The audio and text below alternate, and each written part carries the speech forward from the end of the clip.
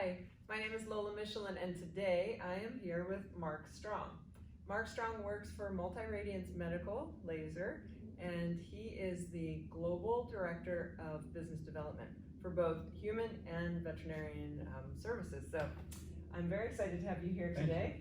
I know you travel the world sharing information about laser therapy, so it's nice to have you in our little corner of the world. It's wonderful, Vashon. Great, yeah. And we both happen to live here. Coincidentally. Right. Yeah. So I'm hoping to learn a little bit about laser therapy from you today to share with our viewers. And first of all, I'd love to hear your background and how you came to be involved with the company and your role at the company. Sure, it was really a journey of coming full circle. I started out, I wanted to be a marine biology major, and I was studying dolphins and sharks. And I went to the University of Florida because I had started a marine biology program. Well, when I got there, they said, we're so sorry the grant that we had coming fell through. So I had to switch to zoology, went down to Costa Rica and started the Costa Rican Wildlife Foundation because I saw that the rainforest was getting cut down right and left. And really that was their legacy. Years later, I got started in MRI and ended up developing multimodality MRI centers and loved that. Wow. Did that for 10 years, took the company public and loved the technology because as a diagnostic tool, it was so incredible. We could find things in soft tissues, which otherwise were very difficult to track down. The one frustration with that was the fact that we could find things, but we couldn't fix anything. Right. So now fast forward, and I'm at the end of that 10-year period, and my son has a bad knee injury, ACL. And I knew great orthopedic surgeons, and we were in Naples, Florida, and the surgeon did a great job, but there were still range of motion and pain issues. Yeah. And the surgeon said, well, you know, that was really a bad tear, and it may not be perfect again. You might just have to get used to it.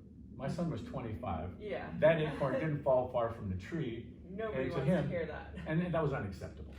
So he went out and started doing his own homework, and he discovered this business of laser therapy. And after a couple of treatments, he called me up all excited. He said, Dad, my knee feels great. I went out and I played football, and it still feels good this morning.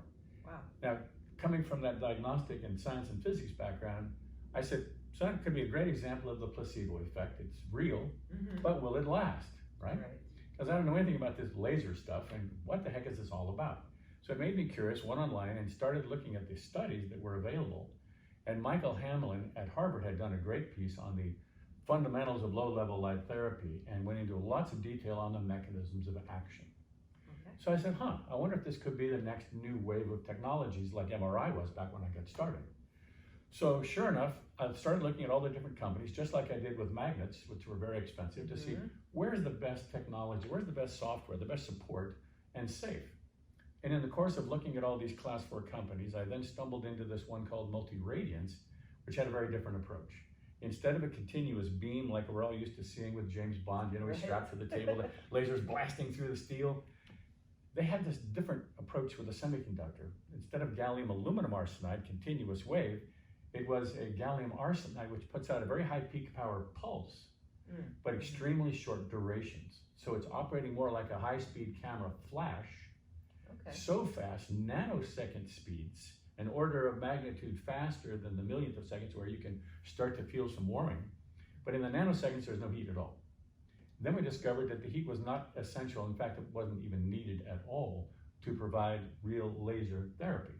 And could be the potential hazard in extremes. And you could eliminate the hazard. Nice. And now make it safe. So instead of a class 4 with very rigorous requirements if you're obeying the law, and if you don't, of course, you're subject to fines. So instead of having these windows required to be blacked out, and alarm systems outside, and inadvertent shutoffs if somebody opens that door, and then goggles for everybody, and all this other stuff, and of course you can't take it to any public venue legally. Here was a laser now with this super pulsing, which could be taken anywhere and used anywhere. I thought, well, that's pretty exciting. And safely. And safely. So I started talking to the company, and after the second conversation, the director of operations said, you've really been studying this. I said, I think it's fascinating. I said, but there's one problem. You don't have anything in the veterinary space. I've had enough of managed care, all the regulations. I want to go back into my first love, which was veterinary. I said, so I'm sorry I can't work with you because I'm not going back in just the human side where love or money. And he said, well, we haven't had someone, haven't had someone to show us it would be a good investment. Would you be interested in being that person? Well, I've always been that startup guy, and that's when they had me hooked. So I said, okay, that's a challenge I would love, to start up a veterinary division using this really great technology. So of course I was in a position where I would be going out and starting to talk to vets in Naples, Florida, and they would ask me, well, how long have you been in the veterinary space? I'd have to take a glance at my watch. Okay? But I've been a photographer for a long time in my life, and I knew that documenting these cases would be so important. So I was working with a conservancy at Southwest Florida as animal rehab, and they had lots of animals coming in with horrific injuries, and there was a bald eagle, and they called me about that, and it had been gashed and ripped open, probably a fledging and a territorial dispute. And they thought they'd have to put it down. I said, wait, let's just see what this laser can do, because I've seen some amazing things already. Contacted their PR department and said, you might want to take advantage of this with the media. Contact the newspapers, the TV stations, and sure enough, they came out and they showed us lasering this bald eagle, and they then saw that these wounds were healing it beautifully, and then they put the eagle into an aviary where it could re-strengthen its wings. And then I said, you might want to call the media again, because when you release this, that will be a story they'd love to cover. Sure. So they ended up getting great press out of it. The eagle was able to fly off and resume its life. Everybody happy. And that's the beauty of laser. It has no side effects when you eliminate the heat. It just has great benefits. Right. And such a range of benefits. So that leads me to my next question. If you were talking to somebody who had had no previous experience with lasers, how do you describe how laser therapy works and what its benefits are? The beautiful thing about this is that it actually has so much logic and good common sense to it. We've known for millennia that light is very healthy for us, right? Sure. We have solariums, the Greeks were using them. So we know that sunlight is something very vital for us, production of vitamin D, all these good things. But what wavelength and what frequency is going to optimize these benefits? Well, that's all another story. That's what requires rigorous scientific analysis. Fortunately, the Soviets, Russians, were actually using these lights in their cosmonauts program, because they discovered that, well, number one, you have a difficult time with someone in space. If they get an injury, how are you going to heal it? Right. You can't step out and go to a clinic. So they were looking at what specific wavelengths would be most synergistic with each other to get through this therapeutic window to get down into deeper tissue structures. So we took that technology and advanced it forward, and then we worked out exactly what frequencies would be inhibitory for pain and then stimulatory for promoting healing. So with the right wavelengths, in our case, it's the 660, 875, and 905 nanometer. That's the greatest penetration through, because the red is absorbed selectively at the surface, would absorb a hemoglobin and melanin. So it's good for superficial things. The 875 gives you deeper penetration, and the 905 facilitates getting through that protective skin barrier. So the research showed that you could get the light through the skin with the superpulsing, because you're not heating it up. Now you can get to the deeper tissue structures. So the mitochondria is the magic behind all this. That's the mechanism of action. What is mitochondria? That's that beautiful energy factory inside our cells. This is where the cellular fuel is produced. So if you have a traumatic injury or a chronic condition, the mitochondria can make more ATP, upregulate the metabolic processes, and then growth factors, and then photodissociate nitric oxide, a vasodilator. So if you have inflammation, and you can enlarge these capillaries and move through that inflammatory phase, and then get to the next phase of tissue repair.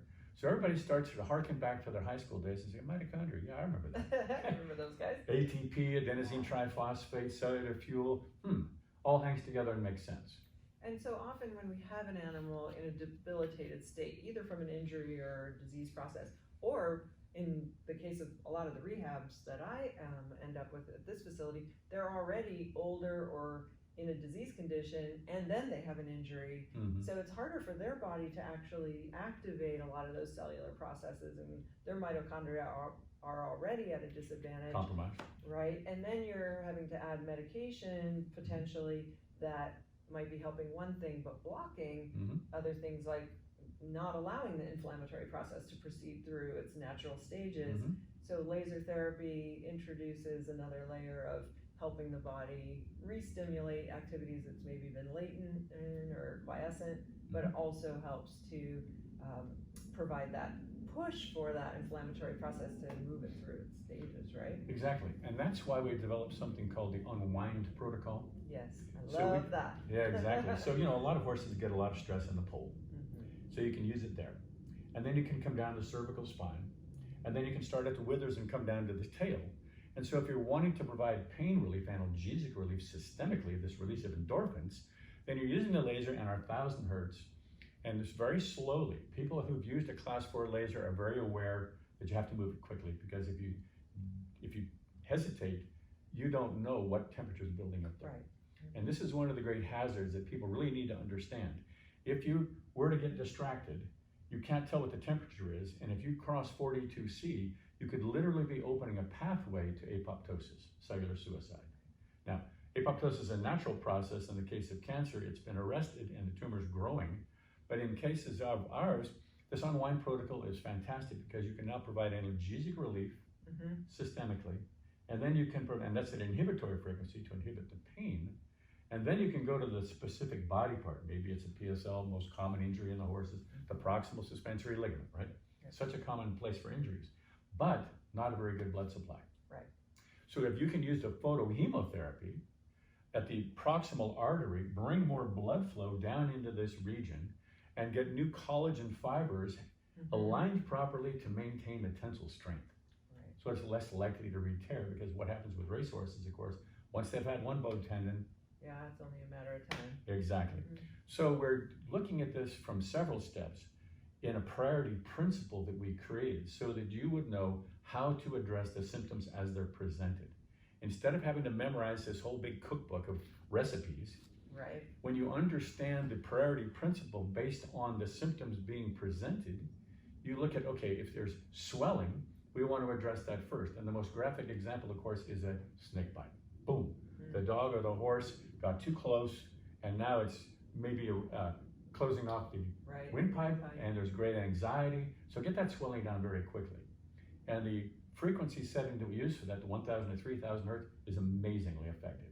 We use it around the periphery first, because you want to open up the lymphatics so that there's somewhere for that fluid to go. And then if it happens to be on a leg, of course, you come up the lymphatics into the proximal lymph node, or under the neck, lymph nodes if it's in the face. Get the swelling down, and then address the pain or inflammation, and then address the tissue repair. So now, whatever the case is that comes in, you simply assess the symptoms. You use the priority principle to step you through the proper progression to give you the best outcome as quickly as possible, but with a very complete healing, not just one aspect of it, but the whole thing. And I know that laser therapy's been around for a long time. When I was working at the Detroit race course back in the 80s, we had a unit. It was pretty clunky, you know, big unit, and we had all these safety protocols around it. Like you were saying, we had to use darkened stalls and goggles, and a lot of care in making sure we weren't applying it incorrectly and potentially causing harm. But I know laser therapy has evolved a lot in recent decades, and this is probably the best example I know of with the super pulse therapy. What would you say is the most significant evolutionary improvement that you've seen in laser therapy in recent years? Well, it's going to be necessarily biased, because I've looked at so many different lasers and how they operate.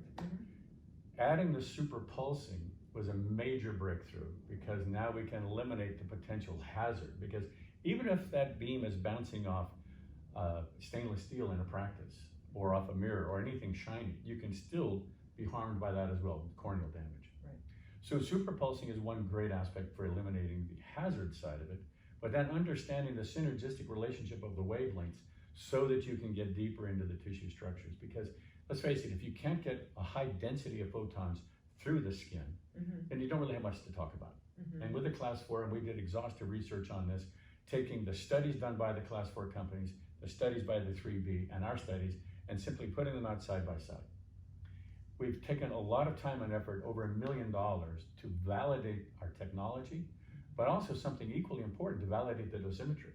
Because when you're working with joules in the class 4 world, there's very little agreement on exactly how many joules for any given condition with different lasers.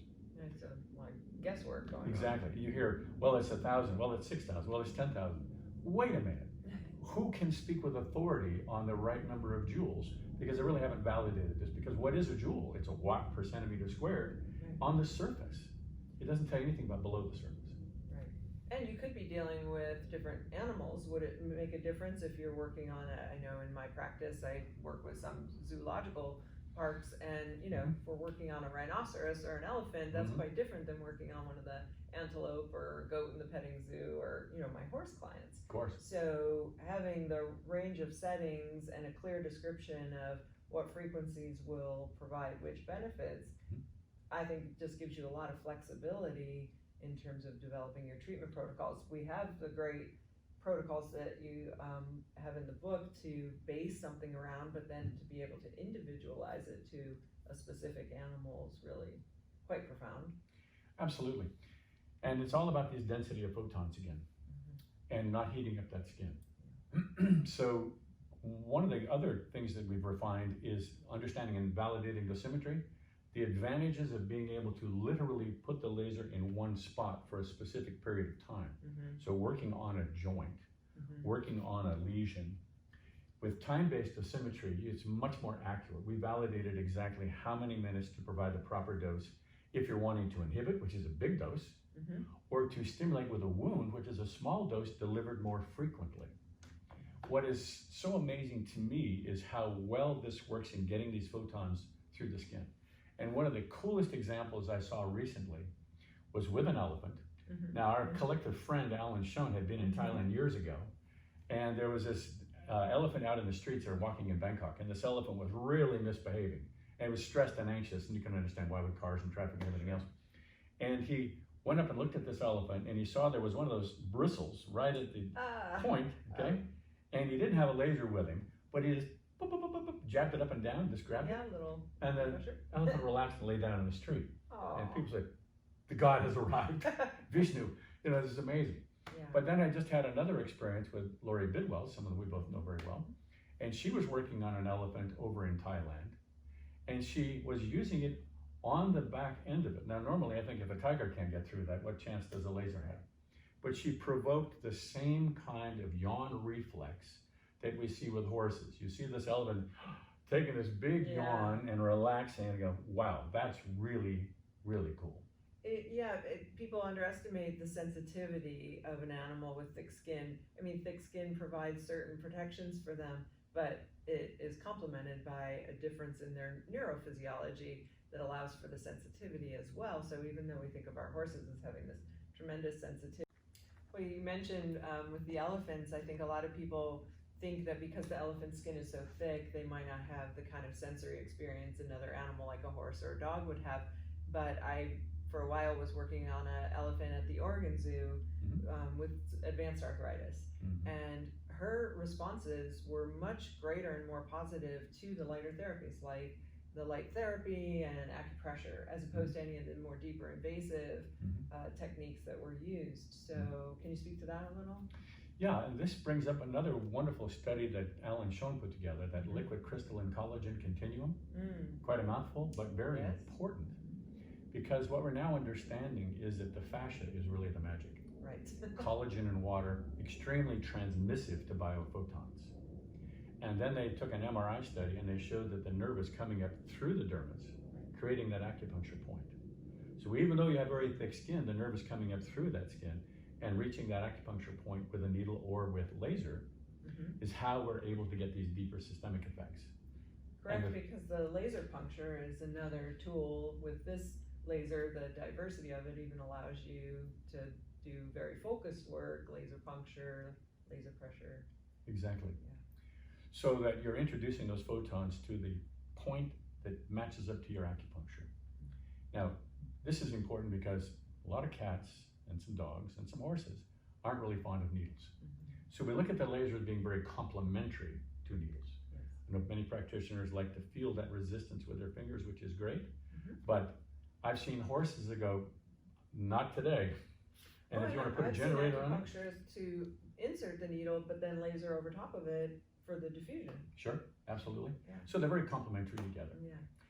And my understanding with the super pulsing is that also provides protection against the tissue adaptation that we see with some other therapies. Slightly different. Our sweep protocols were developed for a very important reason for this tissue adaptation. If you are in a rehab case and you're using tissue repair, and you're using the same frequency all the time. You always have the 3 wavelengths, which is fine, but it's the rate with which the dose is being delivered. So if you're using the same frequency again and again and again every day, 2 or 3 times a day in a rehab case, you can start to get that tissue adaptation. I liken it to if you've been married for 40 years and you're talking the same way to each other all the time, you can begin to tune each other out. If you're talking to each other, that's good. True. The sweep protocol solves the problem of tissue adaptation because you're going from 1 hertz up to 250 hertz or 1,000 hertz up to 3,000 hertz. That way, we're preventing the tissue adaptation, keeping the tissues maximally responsive to, again, have that complete healing, but faster. And basically, with tissue adaptation, we're getting diminishing returns, but with the sweep, we keep getting improvement over time. And then if we're in a rehab, of course, we might give a light holiday every few weeks just to let the body relax. Yeah. And this is why we don't treat too long in one session, because it's absorbed all the photons that it can, and you don't want to cross over. If you're wanting to stimulate, all laser starts out stimulatory and becomes inhibitory depending on the rate with which that dose is delivered. So this is why it's so important with wounds. Just a little bit more frequently really maximizes that outcome, and it's something we've also validated in our studies. Excellent. So we've talked a lot about how the multi-radiance laser differs from some of the other lasers and some of the benefits. I would like to touch on the fact that you have different types of units. I know for myself in my own practice, the unit that I have came with the laser that I use in my practice all the time. I love the portability of it. It's so easy to be in and around the horse's legs without having to have it hooked up to something else like my old laser, which was a big box that I had to carry around. Sure. But also, I have the unit that is a more simplified version of this that I can provide to the owners if I need to have them doing treatment daily and I'm not able to get to the horse daily. It's really nice to have that unit. So can you talk a little bit about the different products that you have? Something we discovered right away with veterinary is that we needed to make these devices as versatile as possible. What works fine for a chiropractor or an orthopedic surgeon or a medical doctor in an office where people coming to them is one thing, but vets are oftentimes out in the field. So portability was critical. So we quickly adapted our technology to a portable format. And because it's super pulsed, we're not generating all this heat on the diodes. The diodes last much longer. They have a 10,000 hour duty cycle. I'm always impressed because I'm getting people calling me that I've now been working with for 10 years. And they say, this is nuts. This laser is still working great. And they said, you know, none of my other gadgets last that long. With phones, what, 2 or 3 years, and then we're on to the next one. So versatility was incredibly important to make it very portable, and the technology, you know, we used to have these things called luggables, right? They called it a portable computer, and it might weigh 20 or 30 pounds, and then we went to a little smaller and a little smaller. Well, the microelectronics revolution is what made this form factor being so compact possible. So eliminating the heat, we don't need a big heat sink. And it's not drawing so much power, you have to plug it into a wall because the battery is so big. And some laser companies, you know, tried to get around it by having this big battery and you wear it over your shoulder, but it typically fails much too quickly. So lithium polymer batteries, and in the case of our new laser shower, 2 batteries inside to maintain. What we wanted to do was try to give you a week of charge between, no, there's a week of use between charging. And that way, if you're going to an important horse show, or you're going out, for example, a lot of our practitioners in Nepal, Bhutan, Northern India, they're out in the boondocks. There's not only no Wi-Fi, there's no power either. So when they can go out and work on these endangered animals, like Rinku Gohan with elephants, and Trish London on elephants, and another woman working up in Bhutan with the Maya Foundation, they can take this out there in the field and know that it's going to give these amazing results safely, but it's so easy for them to take it in and use it for days and days and days before they have to go back to civilization and recharge it. So it's a big thing for them. So everything in one case, portability, versatility, safety is such a huge issue because you don't want to hurt somebody. And you're always taking that chance if you're using something that has that potential. So the MyPet laser, or the Activet, gave us an opportunity to address a market that only we could address, and that's the home use or barn use. Because you wouldn't dream as a practitioner of putting a class 4 in somebody's hands and saying, go ahead and take this home and good luck. You know, your liability is off the charts. Which brings me to my last concern. So wanted to get your perspective on, individuals like myself who are practicing as body workers and have, varied services that we offer, but either I was a veterinarian technician in the past, but I no longer work in that field. But many of my graduates and students are not veterinary technicians, but they're highly trained body workers. They're have osteopathic backgrounds, things like that. In using the laser in our practices, of course, we're always working with a veterinarian who's doing the diagnostic part, because we're not within our scope of practice. We're not allowed to diagnose or prescribe.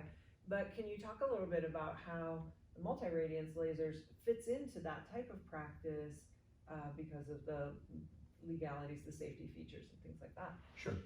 We are very loyal to the vet channel because we want their expertise to give a proper diagnosis. Absolutely. Anybody who's calling me up and saying, what do I use for this or that? I go, did you get a diagnosis from the vets who actually know? You might think you know, but let's find out for sure, because it makes a big difference in how we design the protocols for it, how we tap into that priority principle. And sometimes there's multiple things going on, so you can be more effective by addressing in multiple layers. And horses are experts at masking. And this is how they stay alive. Yes. So you have to kind of unwind the scenario to get down to what is actually wrong and where the problem really is. So the vet's diagnosis is extremely important. The MyPet laser is something that the vets could now prescribe to clients and they can take it home. There's a big problem with convenience and trauma to the pet. A lot of dogs don't enjoy going to the vet. Right. And half the cat population doesn't get vet care because it's so traumatic for them to go to the vet. Shoving them into a carrier is a terrifying experience. Hard on the owner too. Absolutely. And so, life interrupts. You wanted to have these 8 to 10 appointments to go in and get that full course of treatments, because it's very important to have the continuity of the therapy. If it's only once a week or once every 2 weeks, it's obviously not going to be the same results as if it was twice a day in that first week, and then you assess, and then maybe you can trim it back after that. So having the practitioner ability to prescribe to the client to take it home really solves the problem. And they tell them point blank, look, you can come in 8 or 10 times and go for the course of treatments, or you can take the laser home and do it in the convenience of your home. Right. Which would you like? And it's going to cost the same either way. Well, that makes it a very easy decision for people and for horse owners, because it's very expensive to bring the vet out to the barn, and it's a risk to always be trailing your horse back to the practice. And the people at the barn are very motivated. They're going to follow the instructions, or they have a whiteboard so they know what the protocol should be for that given horse, because isn't it true that every horse has its own pain map based on its life experiences? Absolutely. I mean, the 2-year-old that goes out on the racetrack is going to acquire a whole set of injuries different than the horse that's now 3 or 4 being trained for eventing or maybe endurance or something else. But the injuries are inevitable along the way with horses or humans. It's, did we address properly how to heal that injury in the most complete way to have the fewest consequences later on and to minimize the scar tissue? Right. Because laser is that angiogenesis of revascularizing these tissues so that you don't get this big agglomeration of collagen. And we can minimize the proud flesh, which is such a big issue on a lot of horse injuries. Yes. I wished I'd had this laser years ago, but I'm sure happy to have it now. Well, I've learned a lot, and I really appreciate your time. I do have one last quick thought. Where do you see laser therapy going in the next 10 to 15 years? Well, that's interesting, because it depends on a number of factors. The big macro factors are, what's the world going to be like with COVID? Who the heck knows? Political instability, who the heck knows? Right.